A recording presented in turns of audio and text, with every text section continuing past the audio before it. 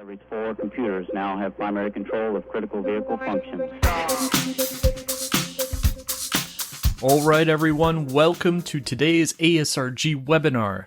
But before we get started, I'd like to tell you a little bit about ASRG and get some of the legal stuff out of the way. ASRG is a nonprofit organization founded to support the development of the automotive security industry. We have developed a platform and a community to share knowledge, communicate through networks, and to build value with collaboration. This is a community for you, built by you, with the goal to protect our friends and family when using automotive products. If you want to learn more about ASRG or get more involved, please visit our website at www.asrg.io or send us an email at hello@asrg.io. Before we jump into the presentation today, let's get some of the legal stuff taken care of. The views and opinions expressed in this webinar are the views of those that have made them. They do not represent views or opinions of ASRG and are to be considered as informational. The use of this information is to be used by the individual and/or organization at their own risk. Good morning, good afternoon, good evening, everybody. My name is Hemant Tadapalli, and today I will be talking about cybersecurity in the autonomous vehicle sector, as well as the automotive sector as a whole. The title of this presentation is Securing Autonomous Vehicles, Unveiling Emerging Threats from Technological Advances and Effective Mitigation Strategies. I'll be really talking about the different cybersecurity attacks, the risks that are really emerging in the automotive sector, as well as the autonomous vehicle area right now. Most importantly, a discussion around the rise of IoT devices that are being implemented within various connected vehicles. With that being said, I want to go ahead and introduce myself a little more here. So I've been in cybersecurity for some time now. Started off my career at Alex Partners, a big management consulting firm.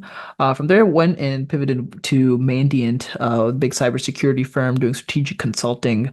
And from there, worked at Google and later on went into the startup sector where I worked for Sensei, which is a Michigan-based cybersecurity startup, helping small and medium-sized organizations. A little bit about my education, with my undergraduate degree from Kettering University of a Bachelor's of Science in Computer Science with a concentration in cybersecurity, and also minored in innovation, entrepreneurship, and pre-law.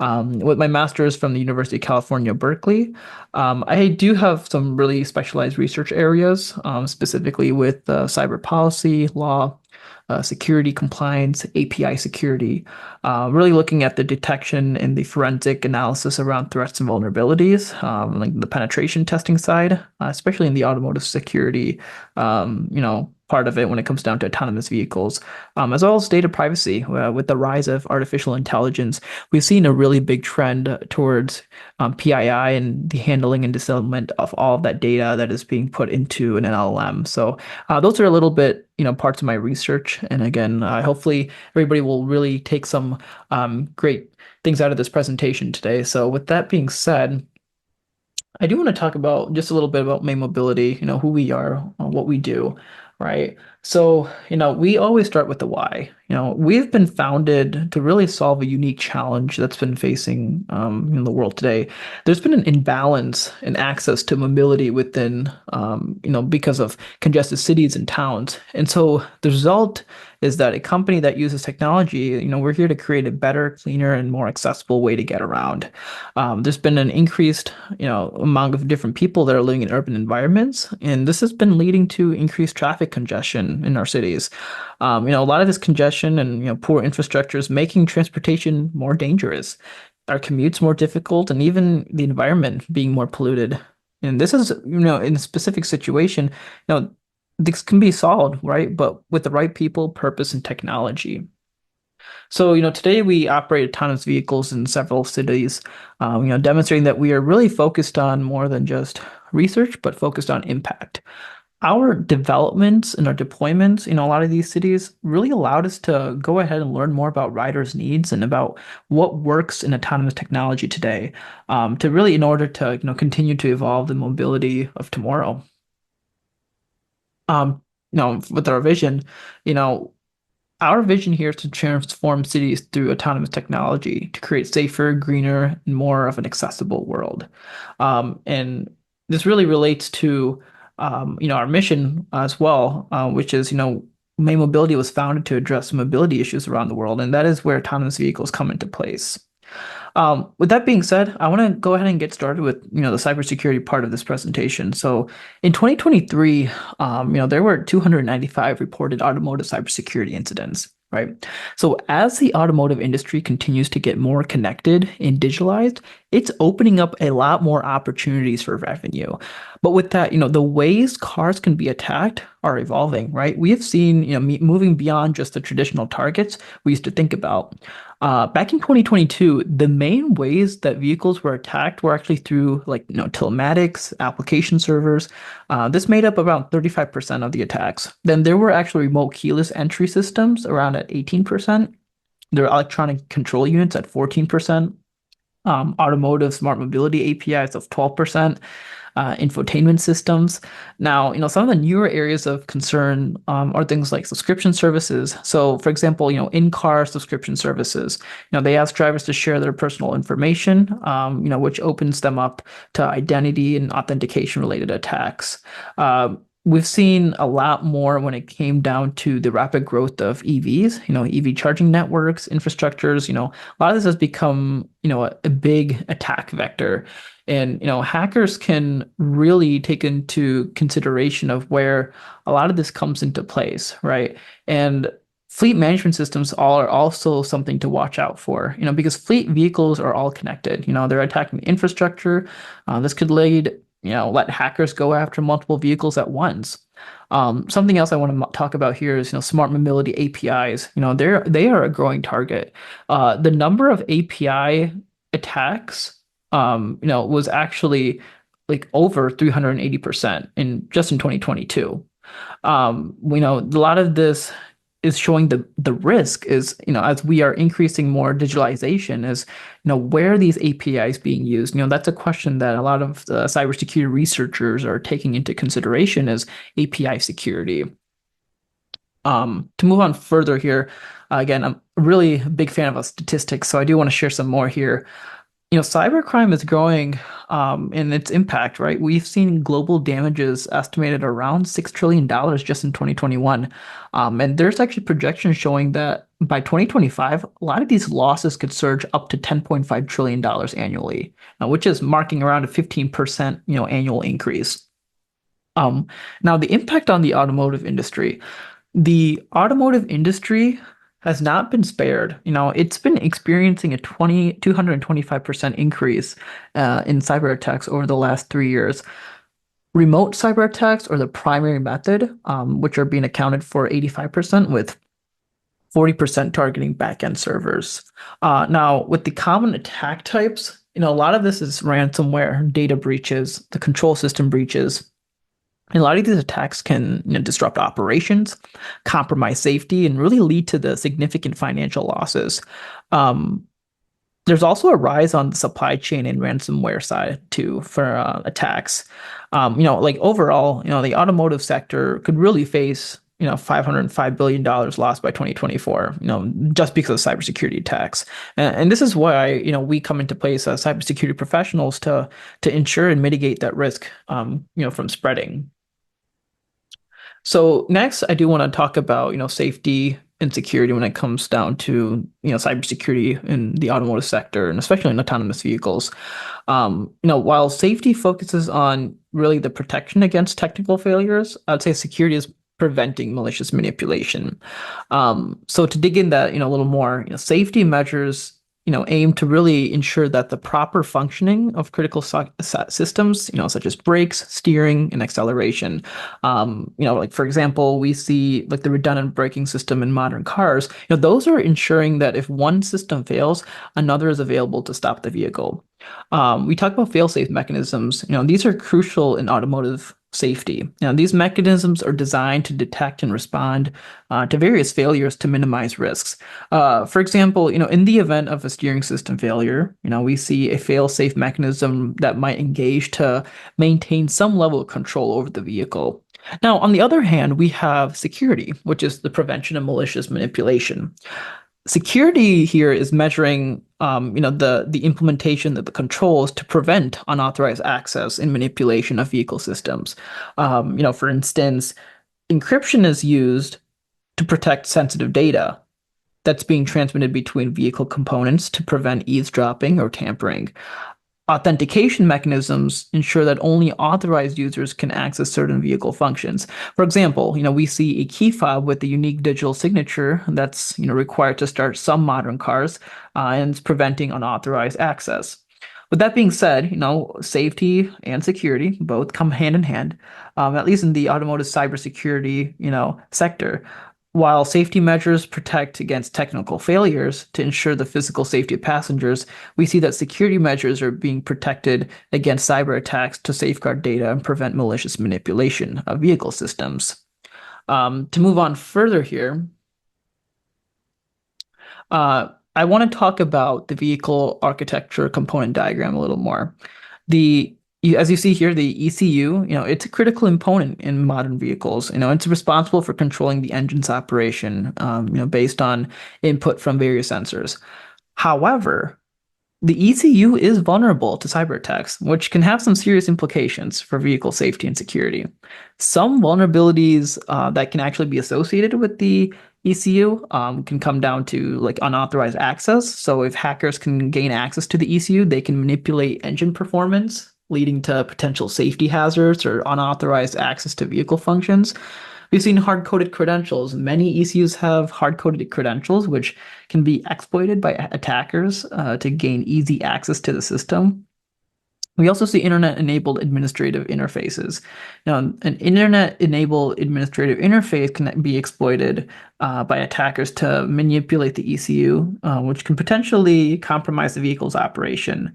We talk about the OBD port as well. So the onboard diagnostics port, that's used for vehicle diagnostics and programming, but there has been circumstances where there's been unauthorized access through this port, which can actually allow attackers to tamper with the vehicle software, inject malicious code, or even extract sensitive information. So it's really essential to secure the OBD port to prevent a lot of these type of attacks.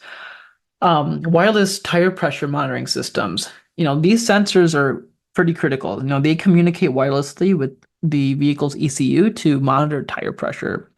So attackers can exploit vulnerabilities in this system protocol to spoof sensor data, leading to false tire pressure readings or potentially causing tire-related accidents.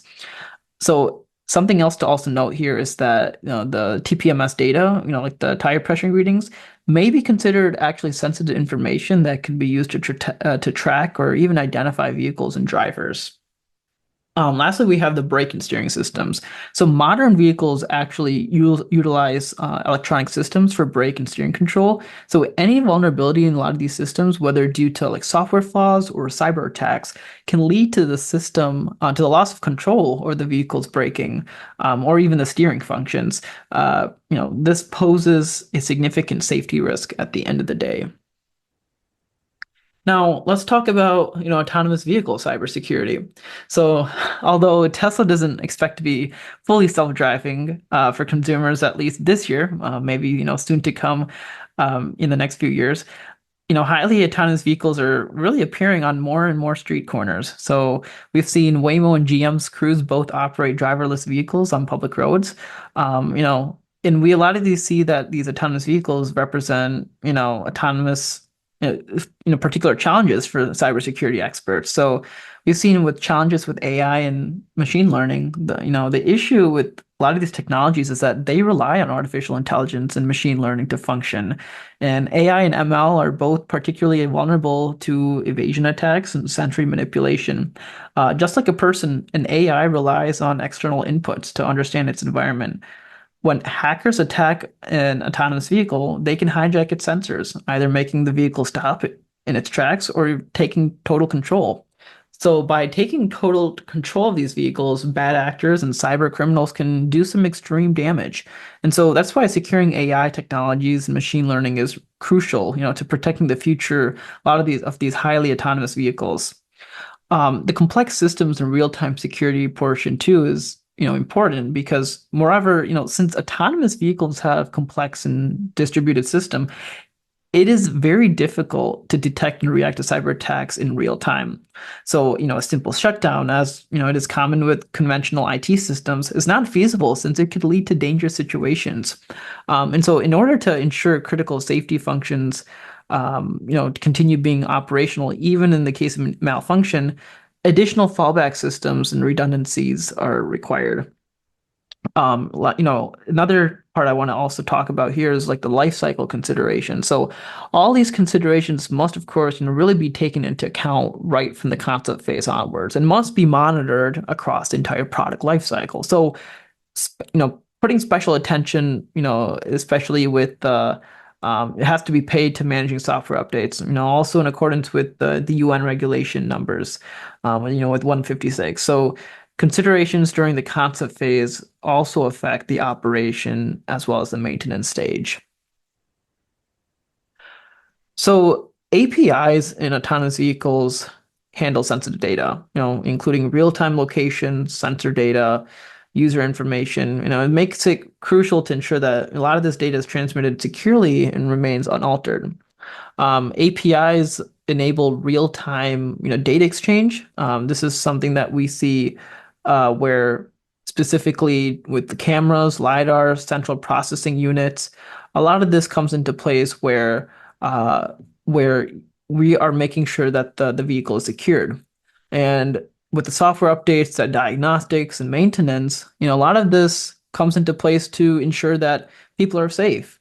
To protect against cyber threats, it's really essential to secure APIs, ensuring the safety and integrity of the AV systems.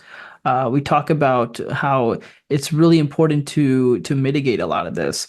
So from the threats and vulnerability standpoint, from the GPS at least, there's been jamming and spoofing. Attackers can broadcast stronger signals at the same frequency as GPS, causing temporary interference, and this can significantly disrupt the operation of autonomous vehicles, which really rely on accurate GPS data for navigation.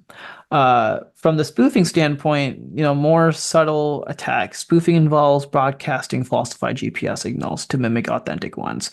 And this can actually deceive the receiver into acknowledging fraudulent signals as genuine, leading to basically incorrect navigation instructions. Mackening, on the other hand, it's another form of attack where attackers capture authentic GPS signals, delay them, and then rebroadcast them to deceased receivers. So this can actually lead to inaccurate location information, even pose a safety risk. Now, replay attacks, in this, attackers record legitimate GPS signals and replay them to deceive receivers. So this can cause confusion in the navigation system of autonomous vehicles, leading to potential accidents. Next, I want to talk about the LiDAR system, and the security attacks behind that. So when it comes down to it, autonomous vehicles heavily rely on sensor systems for navigation and decision making. With the global positioning system, GPS plays a crucial role in providing precise geolocation and temporal data. However, a lot of these systems are not immune to security breaches. So security risks in AV systems, or at least in the sensor systems, security breaches targeting AV sensor systems can actually compromise vehicle safety and passenger well-being. And so AVs can use a complex array of sensors, like cameras, LiDAR, and radar to interpret the environment and make critical decisions. There's actually been, compromised sensor systems. A lot of this could lead to a distorted understanding of the environment, increasing the risk of accidents. There's been a few examples of security attacks. We have seen where demonstrations have shown sophisticated spoofing attacks that deceive sensors into recognizing non-existent obstacles. Jamming attacks can disrupt sensors' ability to accurately detect objects. Now, from the attack equipment, we have seen laser pointers or even radio transmitters These are being often simple and easy to obtain, and this really widens the pool of potential attackers. There have been some, proposed countermeasures for this. A lot of researchers suggest that using probabilistic data asymmetry monitors and security-aware fusion approaches to mitigate the vulnerabilities is one way about doing it. There's also been a sensible risk management approach, which is really crucial to address potential cybersecurity threats and to ensure that the successful integration of AVs into future transportation systems. Infotainment systems in modern vehicles are increasingly sophisticated. A lot of these offer connectivity features like Bluetooth, Wi-Fi, and cellular connections. While these features enhance the user experience, they also really do introduce cybersecurity challenges. From the connectivity and vulnerability standpoint, infotainment systems often do feature Bluetooth, Wi-Fi, or even cellular connections, which can actually be exploited by attackers to access the vehicle's network. And so this connectivity can compromise safety critical systems or even lead to theft or personal data stored in the infotainment system. There's many years ago a Tesla vulnerability. So researchers from Berlin used a voltage fault injection attack to actually run arbitrary code on the infotainment system of Tesla models. So this attack could potentially allow attackers to access encrypted PII or extract authentication keys, which compromises the car's identity. Now, the future of infotainment systems, these are evolving. These are offered to advance, features beyond radio and basic information. But because, modern systems are highly connected, utilizing, V2C connections and interfacing with the car's CAN bus is critical. Some security risk mitigations in this area. Infotainment systems face vulnerabilities, right? A lot of these can be exploited to access the car's CAN bus, and this enables attackers to control parts of the car. Attackers can be conducted remotely. A lot of these attacks, especially, through the cloud, as we've seen something by, with the Tesla Model S by the Keen Security Lab of Tencent, they've done some work around this too.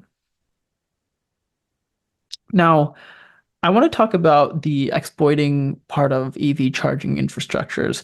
So the picture that you see has 4 probable entry points used by attackers to compromise EV charging stations. So potential security vulnerabilities can arise through various ports of entry in EV charging systems, EV connectors, user terminals, internet connections, and even maintenance terminals. These ports allow attackers to exploit weaknesses and compromise the security of EV charging infrastructure.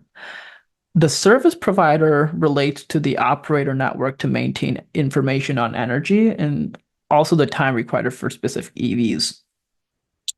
So potential security vulnerabilities can actually arise through the various ports of an entry in an electric vehicle charging system, such as the EV connector, the user terminal. There's internet connections enabled here in the maintenance terminals. And so a lot of these ports actually allow attackers to exploit weaknesses and compromise the security of EV charging infrastructures. A large EV charging network actually in Eastern Europe suffered a cyber attack. It disrupted services and compromised the data of over 20,000 customers. The company has since restored services, launched an investigation, and stated that the data breach exposed customer names, emails, RFID tags, and car registration numbers. With that being said, I want to dig in a little more deeper here. So if attackers manage to compromise a lot of these authentication systems, they gain the ability to carry out various malicious activities. They can deactivate charging sessions, causing inconvenience and potential disruptions for EV owners. Furthermore, attackers can manipulate pricing mechanisms, leading to financial losses for users or the charging station operator. Implementing strong encryption and secure communication protocols, doing those regularly updating and patching authentication systems and conducting thorough vulnerability assessments are essential to mitigate the risks of compromise here. There's a vulnerability known as CVE 2024 in this year 1707. This was detected in an EV charging station's web portal. And so a remote attacker can manipulate the web portal, leading to cross-site scripting and the ejection of harmful scripts. So the malicious actor could inject scripts, store them on the server, and then execute them whenever a user accesses the affected page, potentially leading to unauthorized access, data theft, or just even malicious actions. The security researcher actually published a proof of concept and notified the company, which actually they have not responded yet. From the physical and cyber integration side, integrating with the physical components like batteries and charging stations with cyber systems, creates a complex interplay between the physical and digital realms. Now, the security of EV batteries is pretty critical as they really serve as a primary energy source. Unauthorized access or manipulating battery systems can really lead to severe safety risks, fire incidents or compromised vehicle performance. This is where a lot of the security measures really have to be in place to safeguard the EV batteries. Let's talk about privacy for a second, right? Because EVs gather and process sensitive driving behavior, location, energy consumption data, and so protecting the privacy of these data, poses really a unique challenge beyond classical network security considerations. Safeguarding that personal information from unauthorized access and ensuring that there's responsible data handling practices that's being upheld within the environment. EV connectors, these serve as potential targets for attackers, just because of their communication protocols and connectivity capabilities. Attackers may exploit these vulnerabilities to introduce malware or manipulate charging settings, gaining unauthorized access to the EV charging station. So this exploitation can have some severe security implications from the malicious actor standpoint, unauthorized access to EV charging stations, and this opens the door to further compromising control. So, moreover, side channel threats pose a significant concern during the charging process too. When we look at user terminals, public EV charging stations commonly rely on the authentication methods such as RFID, NFC, or even credit card. From the swipes and the chips, they connect to the charging sessions and user accounts, which facilitate billing and tracking. However, the security of these authentication systems is crucial, as any compromise could lead to significant consequence for both users and the charging infrastructure. Internet connection wise, we have seen the integration between this in modern EV charging stations, and this brings convenience and advanced services operators or even EV charging stations providers offer. But nevertheless, it is important and essential to acknowledge that the associated security risks that arise from the connectivity. Breaching the EV charging stations compromise the charging infrastructure and allow attackers to exploit the system as an access point for launching broader attacks on critical infrastructure. EV charging stations typically comprise of multiple, circuit boards communicating through the Ethernet or serial or analog interfaces. The presence of a lot of these physical ports are intended for maintenance purposes and can really create potential access points for attackers if overlooked during the production or not properly secured. With that being said, I do want to talk about the emerging threats, groups, and vulnerabilities a little bit here. The annual count of common vulnerabilities and exposures affecting automotive companies worldwide saw a noticeable upward trend from 2019 to 2022. In 2019, there were 24 recorded CVEs in the automotive sector. And in the following year, in 2020, this number increased to 33. So this really indicated a growing vulnerability landscape. So this trend continued into 2022 with the number of CVEs reaching 151. And this is where it said, there has to be an increased importance of cybersecurity measures in addressing vulnerabilities and threats in the automotive sector. From the ransomware threat actor standpoint, we've seen Black Basta, which is also known as a big ransomware operator, and a ransomware as a service criminal enterprise that first emerged in early 2022 and immediately became one of the most active ransomware as a service threat actors in the world. They target organizations in the US, Asian countries. We have seen Canada, in the UK, Australia, New Zealand, and highly targeted attacks. And so the group actually uses a double extortion tactic, which is encrypting their victims' critical data and threatening to publish sensitive data on their public leak site.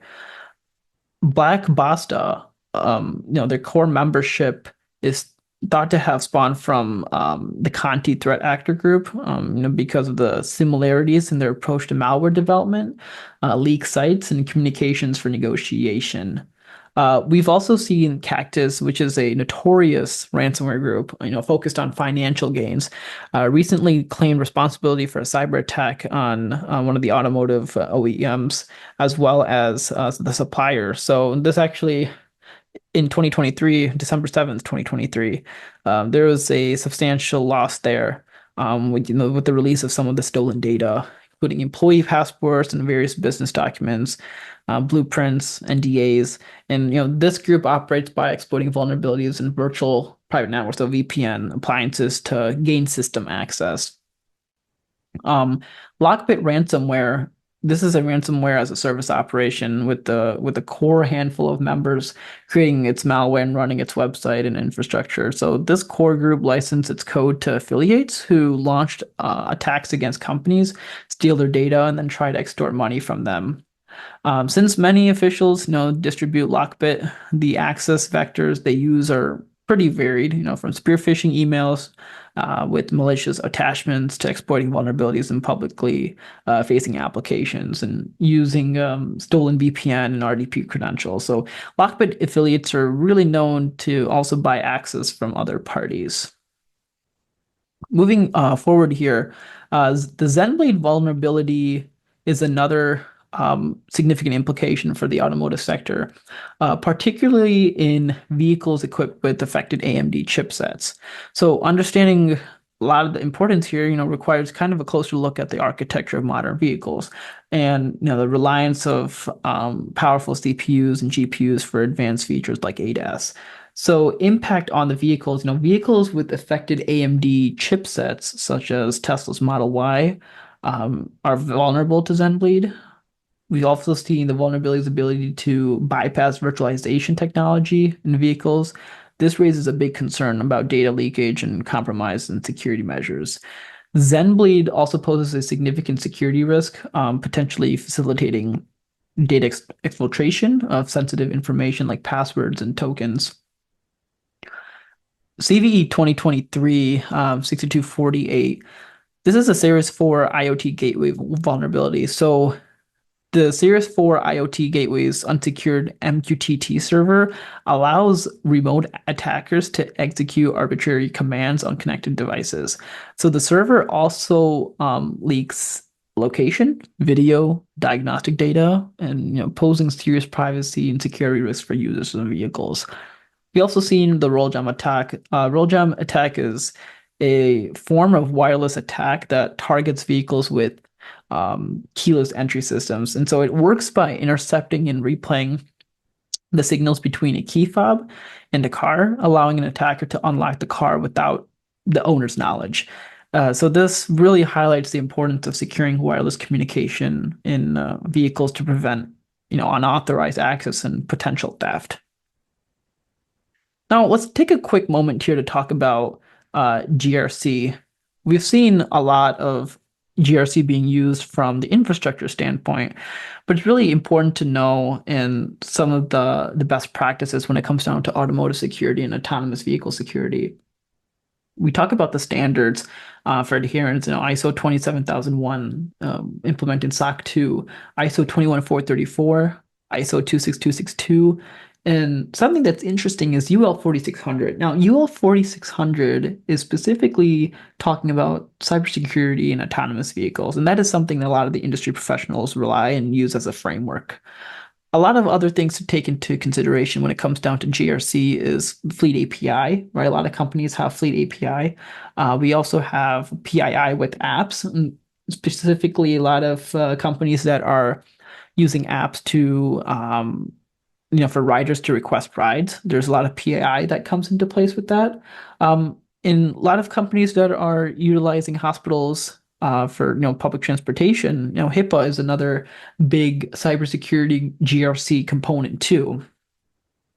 We also see video and audio encryption, in cabin, and the anonymization of what cameras see inside and outside the vehicles. So to talk about here, the mitigation strategies, fuzz testing. So fuzzing, as I said, fuzz testing, it's a dynamic software testing technique used to identify vulnerabilities in software by providing invalid, unexpected, or random data as inputs. So in the context of automotive cybersecurity, fuzzing can help identify and mitigate vulnerabilities in the software components of vehicles, like infotainment systems or even onboard computers. And then we also have static application security testing. This is a method of testing software that analyzes the source code or compiled versions of code without executing the program. It is used to identify vulnerabilities, coding errors, and security weaknesses early in the development process. In the automotive industry, the static application security testing could be applied to identify and mitigate potential security risks in the software components of vehicles. And so by conducting this regularly throughout the development lifecycle, we've seen that automakers can actually ensure that their vehicles are more secure and less susceptible to cyber attacks. We've seen a lot of companies use this process to analyze its vehicle software code base for potential security vulnerabilities. We also have supply chain readiness. This is in the automotive industry. This involves ensuring that the entire supply chain from component suppliers to manufacturers to distributors is prepared to prevent, detect, and respond to cybersecurity threats. And so this includes implementing cybersecurity measures such as secure coding practices, regular security assessments, and incident response plans throughout the supply chain. Lastly, we have something called the VSOC, the Vehicle Security Operations Center. This is used to, utilize threat intelligence feeds by really incorporating monitoring of the dark web for stolen data and credentials, analyzing telematics data for anomalies that may actually indicate ongoing attacks. Utilizing the OAuth top 10 APIs each year from the automotive sector as well. With that being said, again, thank you so much, ASRG, for hosting me today, and thank you for everybody for tuning in. Love to get connected and talk more about automotive cybersecurity, especially in the autonomous vehicle sector. So hopefully everybody learned something new today, and stay tuned for more. Keep connected. Thank you.